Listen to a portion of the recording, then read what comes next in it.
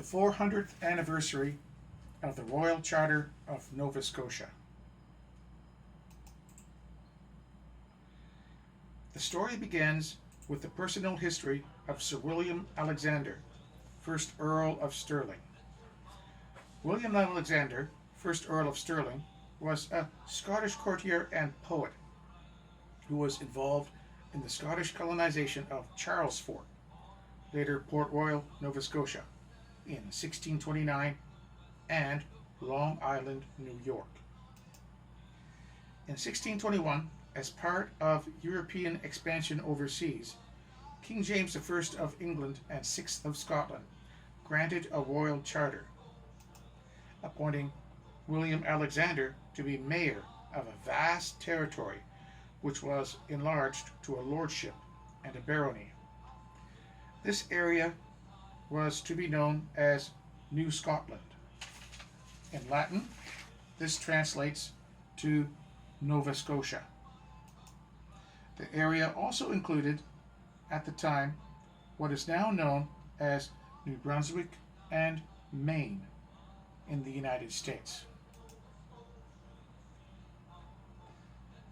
The area was used to settle plantation, or legal claim, of the new province. It was later increased, at least on paper, to include much of eastern Canada. The French claimed the same area as Acadia, while the Micmacs claimed it as their own land. The Micmacs and Acadians had no problem sharing the land with each other, though, so they may be referred to as the same claim. William Alexander, as Lord Stirling, was also appointed as Secretary of State for Scotland in 1626 and held that office for the rest of his life. Lord Stirling's efforts at colonization were not so successful. In monetary terms, his recruitment promises were unrealistic and gave very weak benefits for settlers. The Royal Charter gave Alexander rights to minerals and fisheries, the power to make laws, form a government, stop pirates, and seek peaceful relations with native people. It also gave him permission to build one or more forts. It would be 8 years before such a colony was established.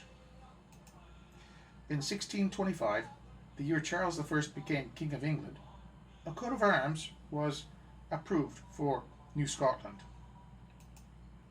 It is basically the reverse of the Scottish flag, which is blue with the cross of St. Andrew.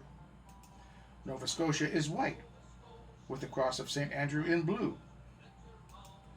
The royal seal of King James I is in the center. In the 1920s, the flag and coat of arms of the province of Nova Scotia were adopted, using the 1925 heraldry as their basis and inspiration. There was a New England, New Holland, and New France. Why not a New Scotland? That is what King James I thought. Meaningless titles for land sold to different wealthy Scots were not enough to offset the cost of establishing a colony. The effort to establish a Scottish colony cost Alexander most of his fortune. When the region was returned to France in 1632, all the money invested was lost. He was given a small amount of compensation from the king, but it was nowhere near enough to restore his wealth. He became a poor noble, living on meager means for the rest of his life.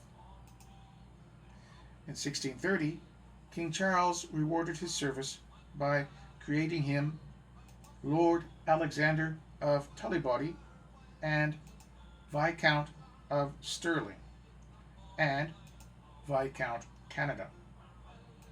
In 1639, he was also given the title of Earl of Doven. In 1636, King Charles told the Plymouth colony to turn over the yet unsettled Long Island to Alexander. In 1629, 8 years after the granting of a charter to establish the colony, and 4 years after the approval of a coat of arms, Sir William's son, Sir William Alexander the Younger, brought a group of 70 men and women to colonize New Scotland. More would follow later.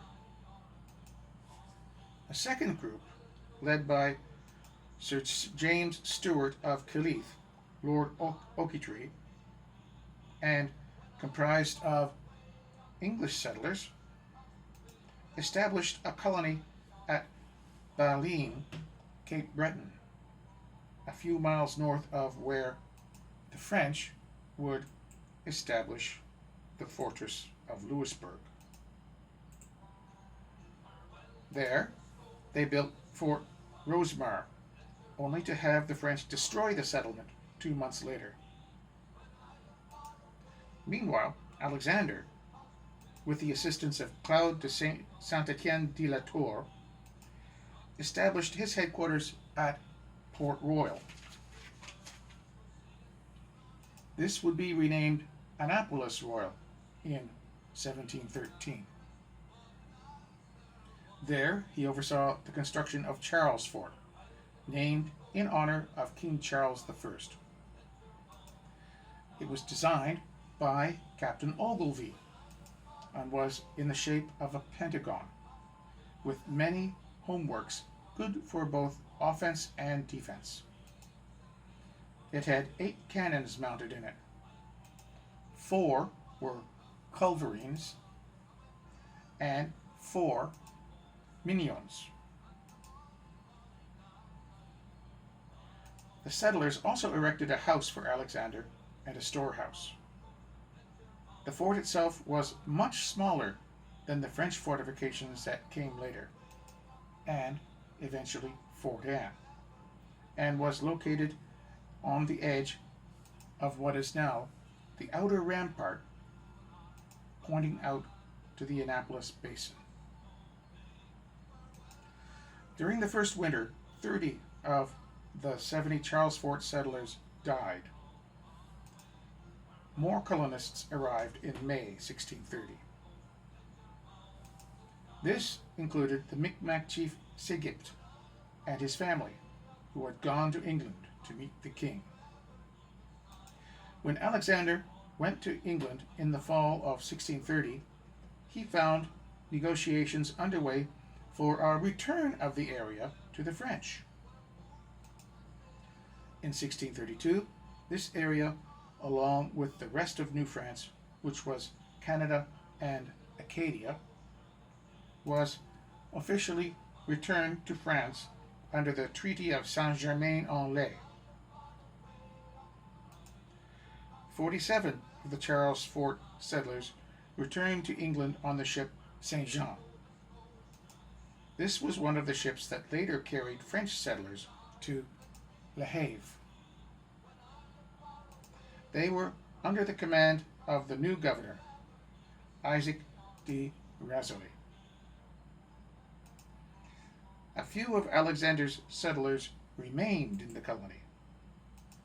Since the Port Royal habitation, which was founded in 1605, was burned down and abandoned in 1613, the descendants of these Scottish settlers became the true original permanent European settlers to Nova Scotia.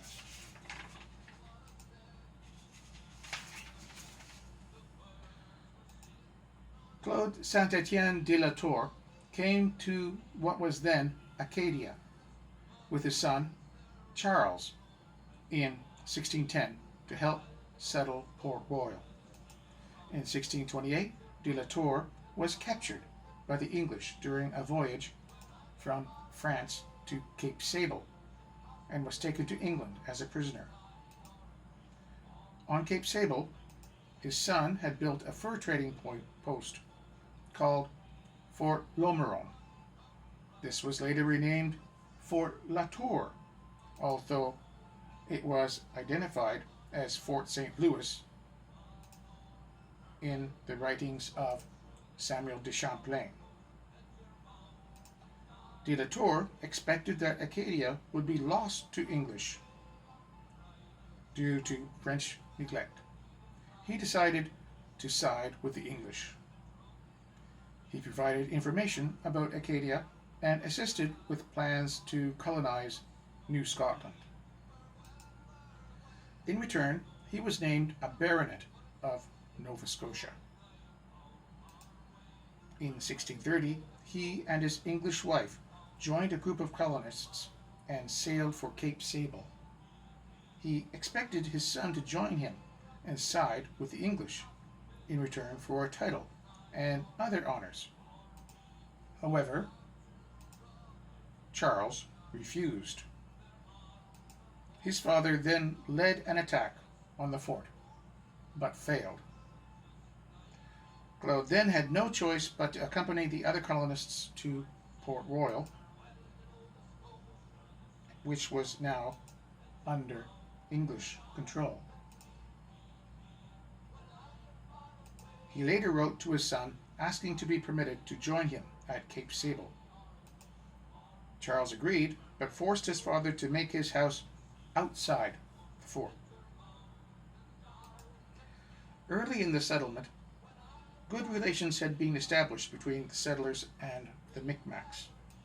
An eyewitness account written by Richard Guthrie states that the Micmacs were infinitely loving to their wives and children, and to one another, feasting when they meet till all their stores be gone, so every day serves itself, meaning they provided for themselves on a day-to-day basis. According to Guthrie, the Micmacs he met were of fair carriage, a people among whom people may live very well, suggesting relations between the Micmac and Scottish settlers were good. This would be a very different in the next century, as priests like Father Le Loutre pushed, lied, and threatened to the Micmacs to war against the English-speaking settlers then. Fort La Have, National Historic Site of Canada, was designated in 1924 as the first permanent French settlement in Acadia, settled in 1632.